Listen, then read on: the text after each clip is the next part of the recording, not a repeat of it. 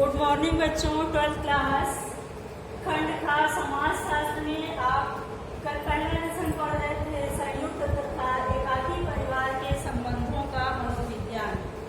इसमें आपने परिवार का अर्थ, परिवार की विशेषताओं के बारे में पढ़ा। आज हम परिवार के प्रकार के बारे में बताएंगे, परिवार के क्या कार्य हैं। तो परिवार के प्रकार को 3 भागों में बांट दिया गया है: प्राणी शास्त्रीय प्रकार, शारीरिक प्रकार और आर्थिक प्रकार। प्राणी शास्त्रीय प्रकार में सबसे पहला है यौन इच्छाओं की पूर्ति। जिस प्रकार भोजन हमारी मुख्य आवश्यकता है, उसी तरह से यौन इच्छाओं की संतुष्टि भी मनुष्य की आवश्यकता है। अगर यौन इच्छाओं की संतुष्टि उचित रूप से न की जाए तो समाज में अनेक बुराइयां फैलती हैं, अनैतिकता फैलता है। इसलिए कोई भी सभ्य समाज अपने सदस्यों को गलत ढंग से या अनुचित ढंग से यौन संबंध स्थापित करने की छूट नहीं देता है। परिवार में रह करके यौन इच्छाओं की पूर्ति उचित ढंग से होती है। दूसरा है बच्चों की उत्पत्ति। जैसे यौन इच्छाओं की संतुष्टि हमारे लिए आवश्यक है, उसी प्रकार से बच्चों की उत्पत्ति भी मनुष्य के लिए आवश्यक है। इससे प्रजाति की निरंतरता भी बनी रहती है और बच्चों की उत्पत्ति से हर व्यक्ति जैसे बूढ़ा होता है तो एक दिन मृत्यु को प्राप्त होता है और समाज में उसका स्थान रिक्त हो जाता है। बच्चों की उत्पत्ति होती है तो उस स्थान को ग्रहण करते हैं लोग, आगे प्रजातियां हमारी बढ़ती रहती हैं, हमारा परिवार बढ़ता रहता है। परिवार में एक व्यक्ति खत्म हुआ, दूसरा व्यक्ति जन्म लिया, इस तरह से परिवार हमारा हमेशा चलता रहता है। तीसरा है प्रजाति की निरंतरता। प्रजाति की निरंतरता बच्चों की उत्पत्ति से होती है और कोई भी समाज में अगर प्रजाति की निरंतरता नहीं बनी रहेगी तो प्रजातियां हमारी लुप्त हो जाएंगी।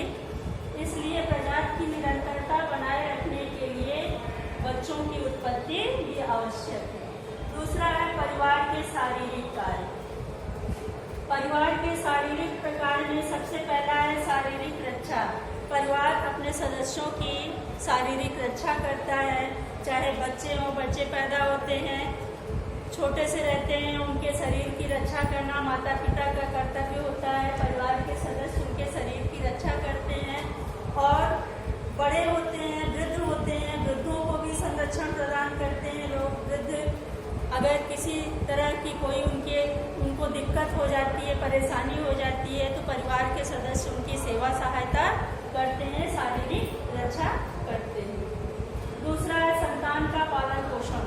बच्चा जब पैदा होता है तो माता पिता जी जान से उसका पालन पोषण करते हैं और बच्चे का शारीरिक मानसिक विकास करने में कोई भी कसर बाकी नहीं रहते हैं।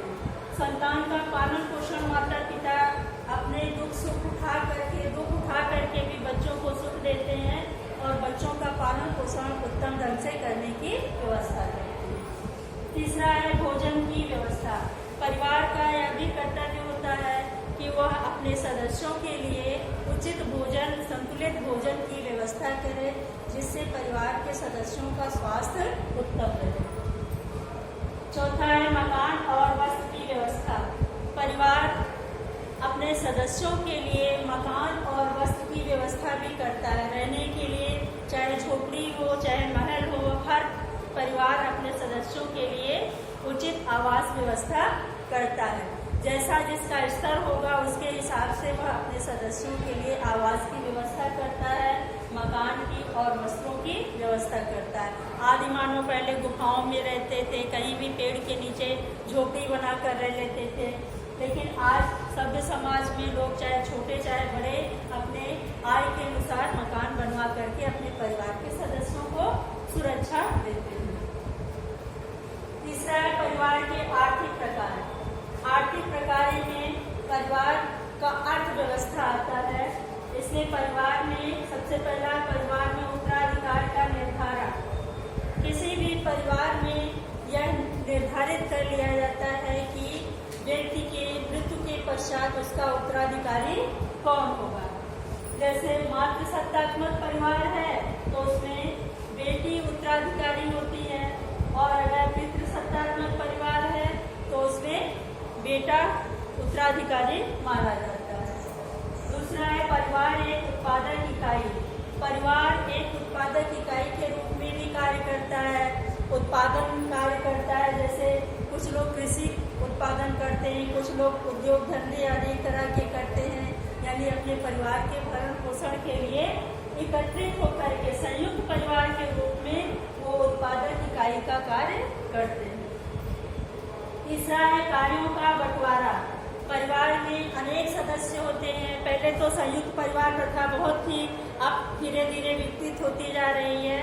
इसका कारण है कि लोग औद्योगिक संस्थानों में जाकर कार्य करते हैं, या एक नगर से दूसरे जगह जाकर अपने कार्यों के कारण वहाँ बस जाते हैं, तो वहाँ जा करके उनका परिवार एकाकी परिवार बन जाता है। इस तरह से संयुक्त परिवार कई भागों में विकसित होकर के एकाकी परिवार बन जाता है। चाहे एकाकी परिवार हो या संयुक्त परिवार हो, उसमें जितने सदस्य हैं सभी को उनकी योग्यता क्षमता के अनुसार कार्यों का बंटवारा किया जाता है। सभी अपने अपने योग्यता अनुसार अपना उत्तरदायित्व समझते हैं और अपने कार्यों को अच्छे ढंग से करते हैं। चौथा है पारिवारिक संपत्ति का प्रबंधन। परिवार में जो एक सामूहिक संपत्ति होती है, पारिवारिक आय होती है जितनी, उस पारिवारिक आय को उचित ढंग से रखना संपत्ति का प्रबंध कहलाता है।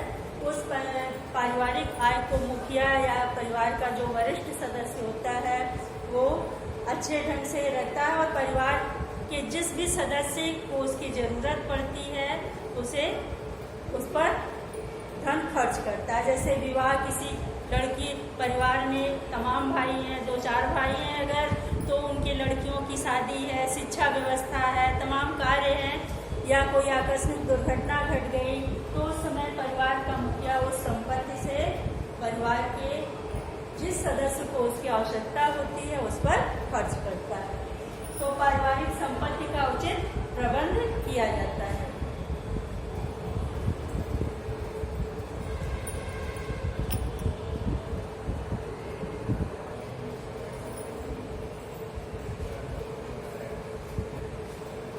अगला टॉपिक है आपका संयुक्त परिवार की विशेषताएं। संयुक्त परिवार की क्या विशेषताएं हैं? सबसे पहला है बड़ा आकार। संयुक्त परिवार में कई पीढ़ियों के सदस्य रहते हैं, दादा दादी, माता पिता, चाचा चाची और बच्चे उनके, तथा विधवाएं बुआ हुआ रहती हैं, वो भी इसमें रहती हैं। तो इसलिए संयुक्त परिवार का आकार बड़ा हो जाता है। दूसरा है समाजवादी संगठन। संयुक्त परिवार में सब मिलजुल करके कार्य करते हैं, सहयोग की भावना होती है, जिससे समाजवादी प्रवृत्तियां उनमें जन्म लेती है। सभी की एक उत्पादन इकाई होती है, सभी मिलजुल करके कार्य करते हैं, तो एक ही जगह सारे मतलब उनके पैसे भी आते हैं, इसलिए समाजवादी प्रवृत्तियों को प्रोत्साहन मिलता है। अगला है सामान्य संपत्ति। संयुक्त परिवार में जितनी भी संपत्ति यानी जितने भी सदस्य आय के स्रोत होते हैं, जितने भी सदस्य आय पैसा लाते हैं परिवार में, चाहे वो किसी भी माध्यम से, चाहे वेतन के द्वारा, कृषि के द्वारा, किसी भी माध्यम से वो लाते हैं, तो सभी संपत्ति को मुखिया या कर्ता जो है उसी के पास एकत्रित किया जाता है, और उस सामान्य संपत्ति के सभी अधिकारी होते हैं। सभी में उस संपत्ति का उपयोग किया जाता है। आवश्यकता पड़ने पर परिवार के किसी भी सदस्य को उस संपत्ति में सहयोग किया जाता है, यानी सामान्य संपत्ति के सभी हकदार होते हैं। अगला है सामान्य निवास स्थान। संयुक्त परिवार में एक सामान्य निवास स्थान होता है। मान लीजिए कहीं परिवार के सदस्य बाहर नौकरी करने गए हैं तो भी उनका घर वही कहलाएगा, यानी वो उस संयुक्त परिवार के सदस्य कहलाएंगे, और वही उनका एक सामान्य निवास स्थान होता है। अगला है कर्ता का सर्वोच्च स्थान। संयुक्त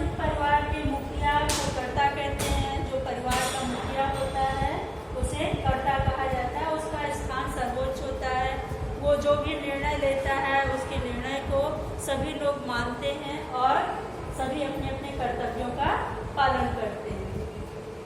अगला है सामान्य सामाजिक कर्तव्य।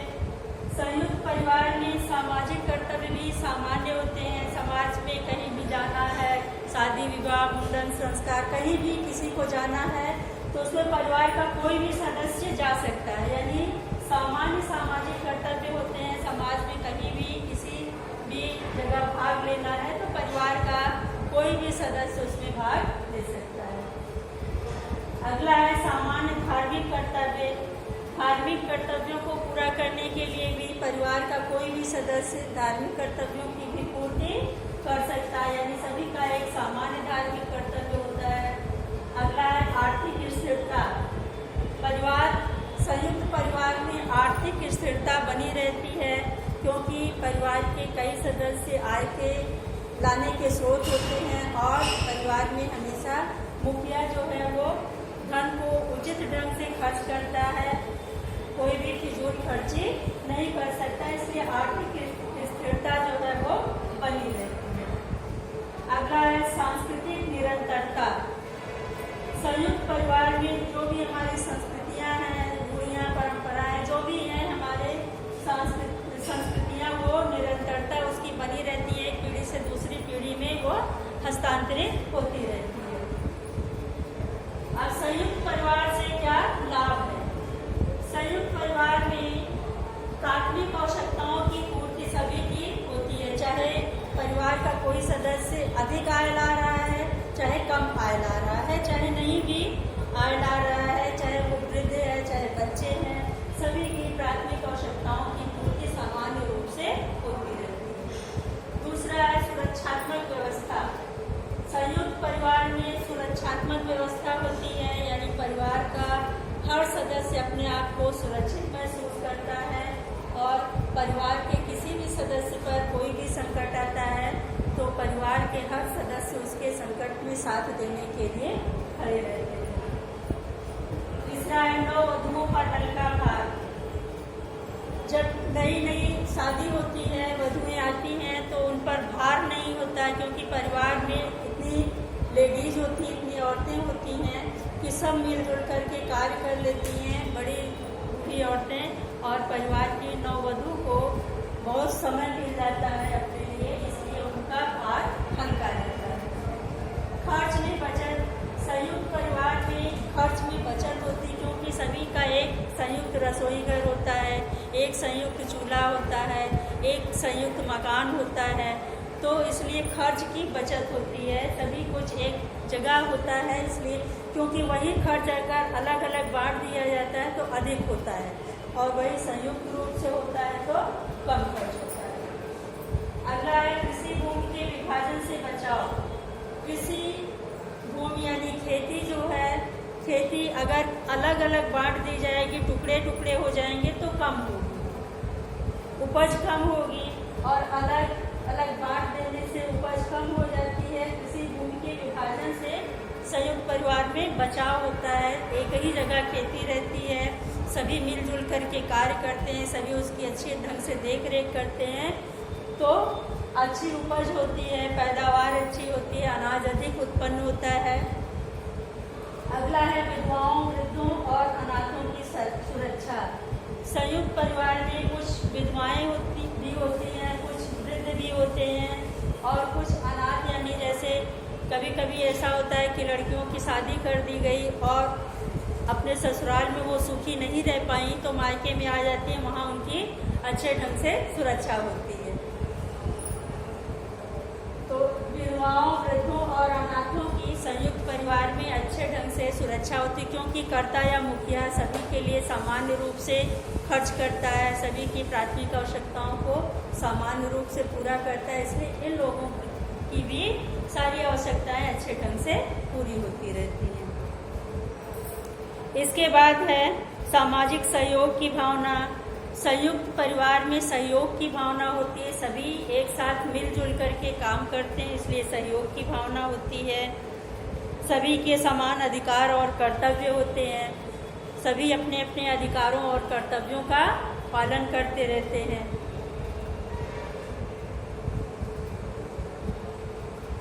पारिवारिक एकता से व्यक्ति की प्रतिष्ठा।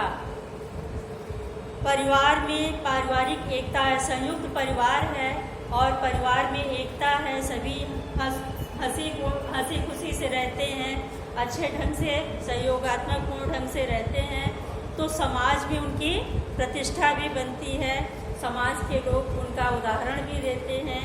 इसलिए संयुक्त परिवार से कुछ लाभ भी हैं तो कुछ हानियां भी हैं। आइए देखते हैं संयुक्त परिवार से क्या हानियां हैं।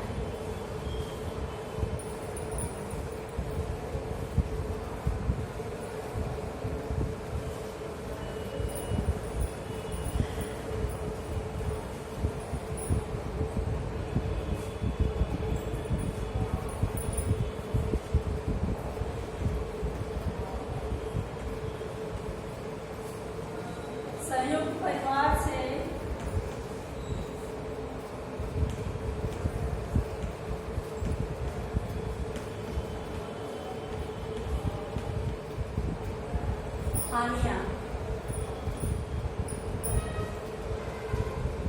हानियां क्या है? सबसे पहला है द्वेष व कलह का केंद्र।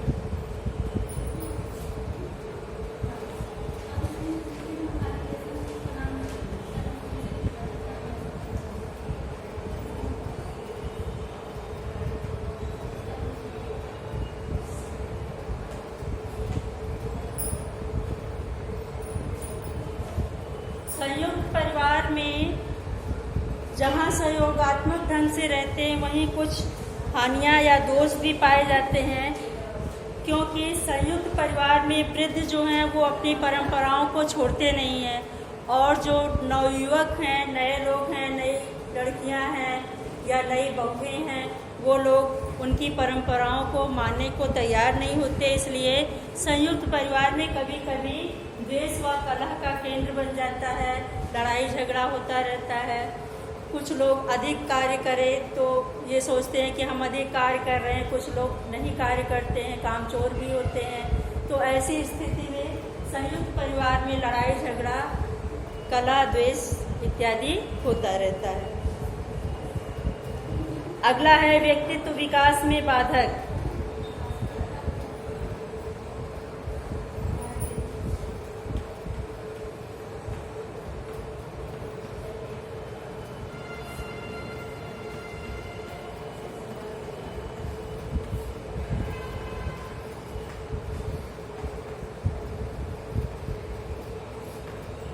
संयुक्त परिवार में कर्ता का निरंकुश शासन होता है। कर्ता यानी मुखिया जो है वह निरंकुश शासन लागू करता है और इसके कारण क्या होता है, कठोर नियंत्रण के कारण कोई भी अपना कार्य स्वतंत्रता पूर्वक नहीं कर पाता है। जैसे मान लीजिए कुछ बच्चे ही हैं, अगर वो पढ़ाई अच्छी करना चाहते हैं या किसी में बहुत अच्छी कलाएं हैं, वो कर्ता के निरंकुश शासन के कारण उनकी कलाएं या उनकी पढ़ाई पीछे रह जाती है कभी कभी। और जहाँ पर संयुक्त परिवार में कर्ता जो है, मुखिया या कर्ता अगर इस तरह का शासन नहीं लगाता है, अच्छे ढंग से अपने परिवार के सदस्यों को छूट देता है, तो उनके व्यक्तित्व का उचित विकास होता है। लेकिन जहाँ कर्ता का निरंकुश शासन होता है, उसके नियंत्रण में सभी को रहना पड़ता है, वहाँ कुछ लोगों के, कुछ व्यक्तियों के या कुछ सदस्यों के व्यक्तित्व के विकास में बाधा उत्पन्न होती है।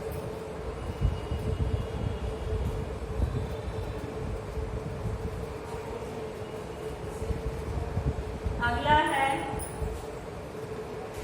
सामान्य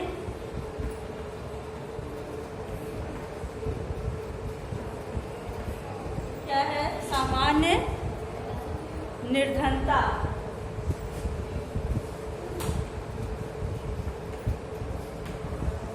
संयुक्त परिवार में कुछ सदस्य होते हैं जो कार्य करते हैं, आर्थिक प्रयास करते हैं, आर्थिक प्रयासों के फलस्वरूप धन लाते हैं, तथा कुछ सदस्य ऐसे भी होते हैं जो कामचोर होते हैं, कामचोर प्रवृत्ति के होते हैं।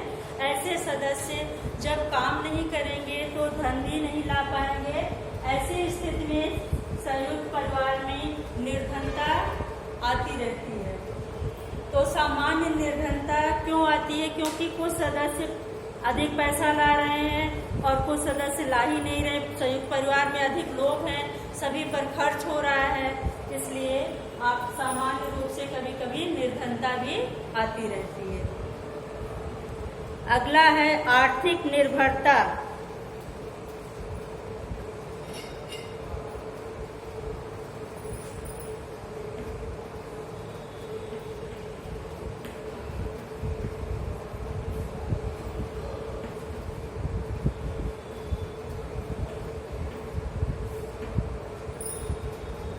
आर्थिक निर्भरता संयुक्त परिवार में परिवार के संचालन का पूरा दायित्व कर्ता पर होता है और सभी की आमदनी कर्ता के पास ही आती है और कर्ता ही उसको खर्च करता है। इसलिए सभी व्यक्ति यहाँ तक कि अन्य कमाने वाले सदस्य भी कर्ता पर पूरी तरह से निर्भर हो जाते हैं आर्थिक रूप से। वो अपना पैसा लाए लेकिन ला करके कर्ता या मुखिया के पास जमा किए और मुखिया जो है उसमें से खर्च करता है। तो आर्थिक रूप से वो मुखिया पर ही निर्भर रह जाते हैं, अपने मनमाने ढंग से अपने खर्च को नहीं कर पाते हैं। इसलिए आर्थिक निर्भरता भी इसका एक दोष है। अगला है स्त्रियों की दयनीय स्थिति।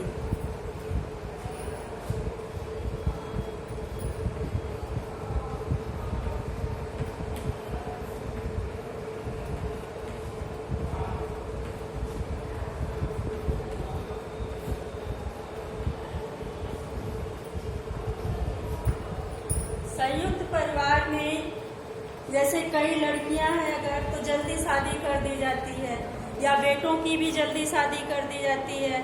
तो क्या होता है, कम उम्र में ही लड़कियां विवाहित हो जाती हैं और कार्य उनको संयुक्त परिवार में अधिक करना पड़ता है। इसलिए स्त्रियों की स्थिति दयनीय रहती है क्योंकि उन्हें अधिक कार्य करना पड़ता है और अधिक कार्य करने से उनके स्वास्थ्य पर बुरा प्रभाव पड़ता है।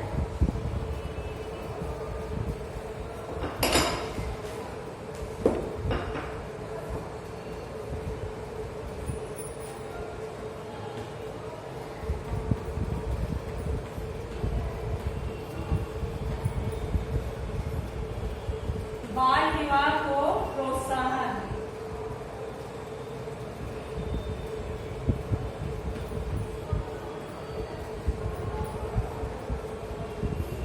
क्योंकि संयुक्त परिवार में जब कई पीढ़ी के सदस्य होते हैं, कई लड़के हैं, उनकी बहुएं हैं, उनके बच्चे हैं, तो क्या होगा, जल्दी जल्दी बच्चे बड़े होते हैं और सभी का विवाह करना होता है मुखिया को। इसलिए मुखिया सोचता है कि जल्दी जल्दी विवाह करके निपटा दे।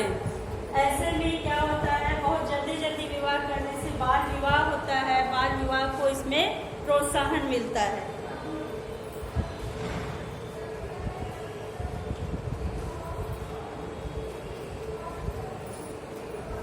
अगला है अधिक संतानें।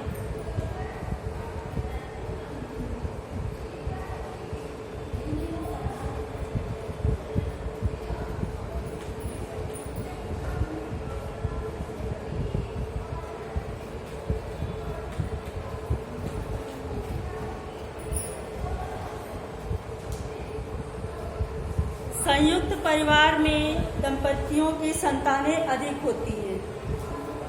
वे दूसरों का दायित्व समझने के कारण संतान उत्पत्ति पर रोक लगाना आवश्यक नहीं समझते हैं, क्योंकि बड़े बूढ़े जो हैं वो भी चाहते हैं कि बच्चे हों। और इसलिए संयुक्त परिवार में ये रहता है कि एक बच्चे नहीं, एक एक लोगों के दो दो तीन तीन बच्चे अवश्य होते हैं। दूसरी चीज, ये कोई अपना जिम्मेदारी नहीं समझता है, सोचता है कि सब कुछ तो कर्ता को करना है, इसलिए अधिक संतानें उत्पन्न होती हैं।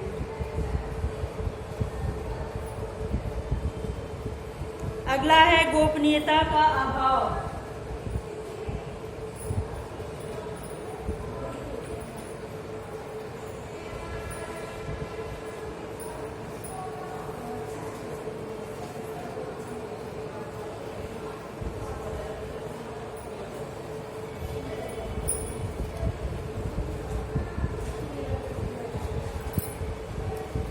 संयुक्त परिवार में गोपनीयता का अभाव रहता है। जैसे मान लीजिए पति पत्नी को कहीं अकेले में बातचीत करना, कुछ गोपनीय बातें भी करनी होती हैं, तो संयुक्त परिवार में ऐसा कोई स्थान नहीं मिलता है जहां वो बैठ करके कुछ बातें अपने मन की या अपनी गोपनीय बातों को एक दूसरे से कह सके।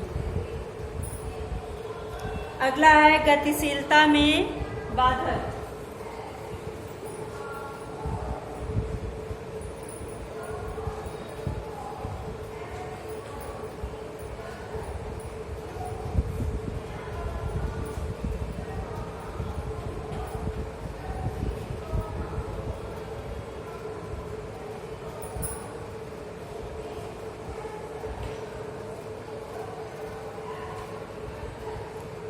संयुक्त परिवार में यदि व्यक्ति चाहता है कि वो कहीं जा कर के कुछ कार्य करे, यानी अपने आप को कहीं भी जा कर के कहीं कार्य करे या कुछ मतलब सामाजिक कार्य करे, तो ऐसे में कर्ता का निरंकुश शासन होता है और वह अपनी गतिशीलता में और वो व्यक्ति की गतिशीलता में बाधक बनता है।